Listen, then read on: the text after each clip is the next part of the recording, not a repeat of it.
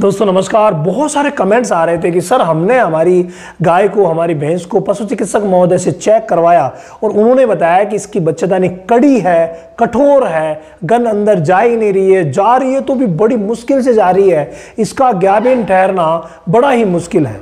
तो क्या वाकई जिसकी बच्चेदानी कठोर है, कड़ी है, वो ज्ञाबिन नहीं होगी क्या?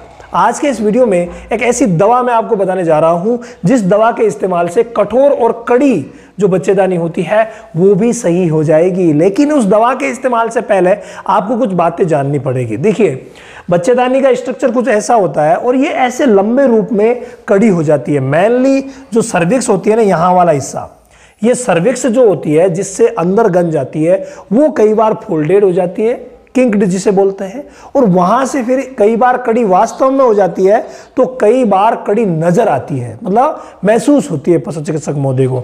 तो दोनों ही कंडीशन में हमें क्या करना चाहिए ताकि वो कंसीव हो जाए? देखो, प्रारंभिक जो प्रोटोकॉल है वो हमेशा ही फॉलो किया जाता है। मैं हर वीडियो में आपको बताता हूं, अच्छी सी डिवॉर्मिंग करवाइए, मिनरल्स की जो गोलियां आती है वो दीजिए।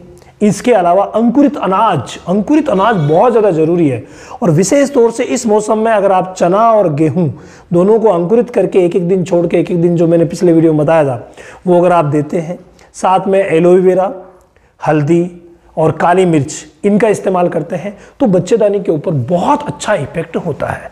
लेकिन कई बार जब बच्चेदानी वास्तव में कड़ी है, कठोर है, गन अंदर नहीं जा रही है, तो वहां बड़ी ही समस्या रहती है। तो ऐसी कंडीशन में हमें क्या करना चाहिए वो पाउडर बताऊं उससे पहले मैं आपको एक विशेष जानकारी दे दूं कि आने वाली 5 तारीख से हमारा ऑनलाइन सेशन शुरू हो रहा है डेयरी फार्मिंग का, जो लगभग फ्री है।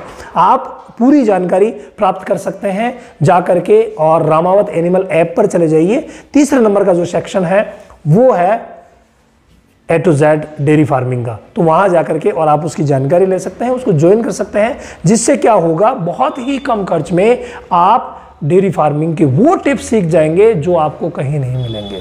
तो वो आप वहां जाकर के देख लीजिएगा।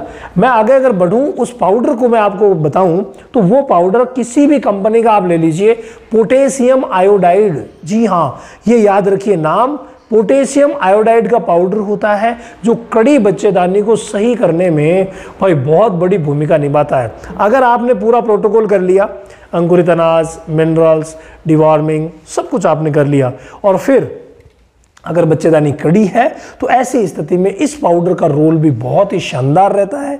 देना कितना है, कितने समय तक देना है वो देखिए। ये पाउडर की जो डिब्बी आती है वो नॉर्मली डिब्बी आपको मिलेगी 20 ग्राम की, और 20 ग्राम की ये जो डिब्बी आती है वो 5 दिन की डोज रहती है, यानी कि 4 ग्राम रोज इसको दिलवाया जाता है। कितने दिन तक? 5 दिन तक। मात्र ये 5 ही दिन की डोज है। इसके बाद नेक्स्ट हीट में जब बच्चेदानी को चेक किया जाएगा तो वो बच्चेदानी इतनी कठोर, इतनी कड़ी नहीं मिलेगी। उसमें पशु चिकित्सक महोदय इजीली गन पास कर देंगे। लेकिन हाँ, पहले वाला प्रोटोकॉल पूरा फॉलो करना पड़ेगा। उसके बाद इस पाउडर का इस्तेमाल करना पड़ेगा। किसी भी कंपनी का हो उससे कोई मतलब नहीं है, जिसमें आयोडीन हो उस चीज की जरूरत यहाँ रहेगी, और वो है पोटेशियम आयोडाइड। इसी तरीके के और भी पाउडर आते हैं, तो कोई सा भी आयोडीन वाला पाउडर आप ले लीजिए।